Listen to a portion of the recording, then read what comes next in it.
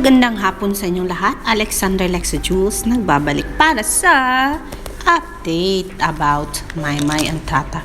Kahapon lang naman, September 1, 2021 at around 12 in the morning,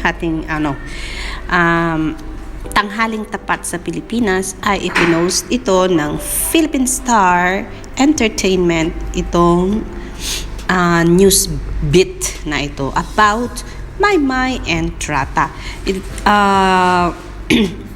I-share dito ang pagiging risk taker ni Maymay at kung paano na-improve nito ang kanyang craft over the years.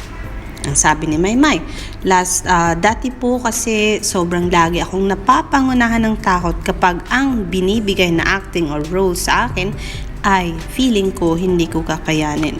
Sobrang bigat ng feeling at hindi ko mabigyan ng hustisya yung karakter ko. Yan ang sabi ng dalaga.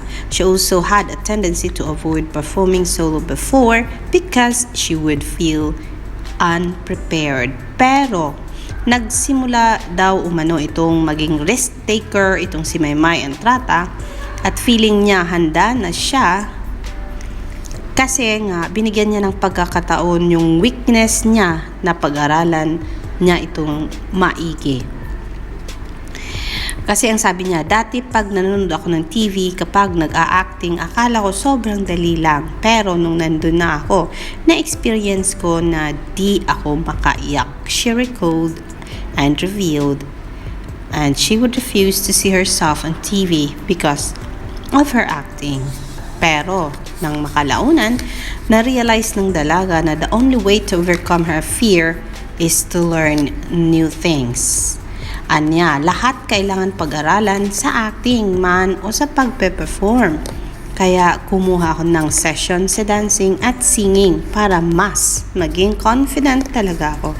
Kasi yan talaga ang alam ko na nahihirapan ako at kailangan kong pagtuunan ng pansin at pag-aralan. Yan ang sinabi ng dalaga. Ang sabi pa niya, the more na tinatanggap ko yung mahihirap na projects, like yung solo prod, tsaka yung mga mahihirap na character, the more na nag-i-improve ako kasi marami akong natutunan sa bawat proyekto na ginagawa ko.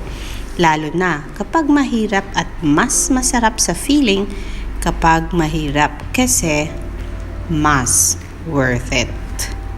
So kapag may binigay ulit sa akin na mahirap na role or mahirap na production, kakayanan ko kasi kinaya ko nung last time. Yan ang dagdag ng dalaga. Napakahaba po ng balitang ito actually mga kapatid. At kung basahin natin ay abutin tayo ng ilang minuto. Napakahaba-haba. Ang isa lang ang tumatak sa isip ko dito. As for her part, Maymay is not interested in joining beauty pageants. Kulang po talaga. Alam niyo na kung anong kulang doon. Kaya, yes, for now, ayaw niyang mag-join sa pageants. At tama lang yan, Mamay. Kung ayaw mo at hindi ka confident, don't try. Kasi, mapufrustrate ka lang sa sarili mo.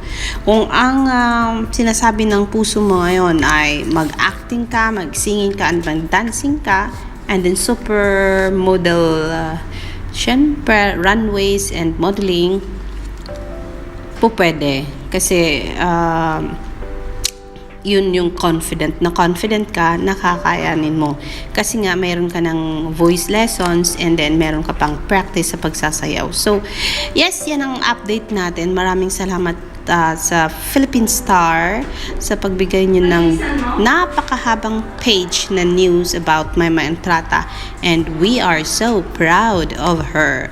Yan ang latest balita about Maymay Entrata.